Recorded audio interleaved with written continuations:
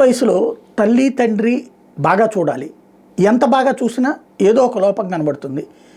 ఆ టైంలో ఎవరో ఒక అబ్బాయో అమ్మాయో అవతల పక్కన వాళ్ళు బాగా ఊరడిస్తా మర్యాదగా మాట్లాడితే అటు పక్కకి టర్న్ అయిపోతారు. అప్పటిదాకా అమ్మ నాన్న పెట్టినటువంటిది చేసినటువంటిది పక్కకి వెళ్ళిపోతుంది. ఫైనల్గా ఆ రూట్కి వెళ్ళిపోతారు. అక్కడే క్యాష్ చేసుకుని ఈ అమ్మాయిల్ని ప్రేమ వలలోకి లాగి ఆ తర్వాత అమ్మేటటువంటి వాళ్ళు తయారవుతుంటారు.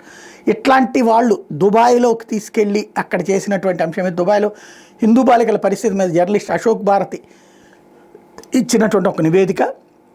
నా దుబాయ్ పర్యటనలో నేను హోటల్స్, రెస్టారెంట్ మరియు డ్యాన్స్ హాల్స్లో పనిచేసే భారతీయ అమ్మాయిని చూశాను. నేను వాళ్ళతో మాట్లాడడానికి ప్రయత్నించినప్పుడు వాళ్ళు భయపడేవాళ్ళు. రాత్రిపూట ఎప్పుడు బయటకు వెళ్ళినా సరే అమ్మాయితో పాటుగా ఒకరిద్దరు నీగ్రోలు ఉండేవాళ్ళు. నేను చాలాసార్లు ప్రయత్నించాను. చివరికి పఠాన్ ట్యాక్సీ డ్రైవర్ సహాయంతో నీగ్రోకి కొంత డబ్బులు చెల్లించి మాట్లాడేందుకు ఒప్పించాను. సాగర్ రత్న అనే భారతీయ రెస్టారెంట్లో మేమందరం కూడా కలుసుకున్నాము. ఆ సందర్భంగా ఆడపిల్లలందరూ భారతదేశంలో వివిధ ప్రాంతాలకు చెందిన మంచి కుటుంబాలకు చెందిన వాళ్ళు, ఓసీ కుటుంబాలకు సంబంధించిన వాళ్ళే అన్న విషయం కనుక్కున్నాను.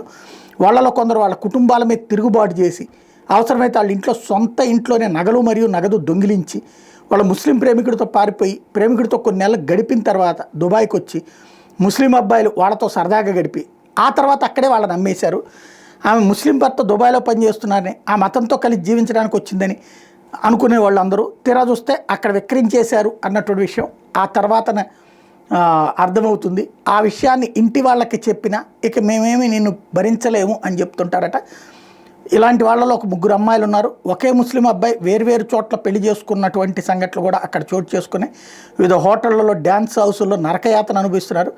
చాలామంది అమ్మాయిలు పెద్ద నేరానికి పాల్పడ్డారు అన్నటువంటి ఫీలింగ్ ఇప్పుడు వచ్చింది వాళ్ళకి. నరకం శిక్ష అనుభవిస్తున్నామని చెప్తున్నారు. భారతదేశంలో తమ ఇంటికి తిరిగి రావాలని వాళ్ళని నేను తీసుకెళ్తానంటే వద్దని నిరాకరించారట. ఇప్పుడు మాకు భారతదేశంలో ఏమీ లేదు, మా కుటుంబాలకు మేము ఏమీ కాము, మా ముఖాన్ని కూడా చూపించలేము, మా జీవనం ఆహారం కోసం ఏర్పాట్లు చేయడానికి మాకు వేరే అవకాశం కూడా లేదు, ఇప్పుడు మనం ఈ నరకంలో మేము బతికి తీరాల్సిందే, ఇక వయసు వస్తే ఏమవుతుంది అంటే ఆ దేవుడికే తెలియాలి.